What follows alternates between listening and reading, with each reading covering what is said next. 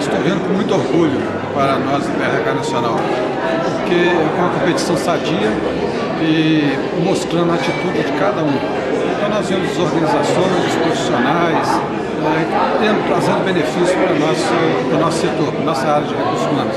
Então a gestão de pessoas no Brasil, a tendência é melhorar cada vez mais, apesar de crises, desavenças, e nós estamos vendo pela consistência dos trabalhos como que tem material bom, como que a criatividade está sendo dissipada, crescendo cada vez mais.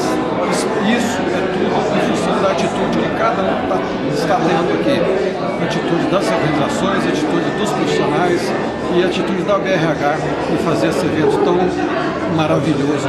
É com muito orgulho que nós recebemos essa turma para o 15º Prêmio Oswaldo Keck.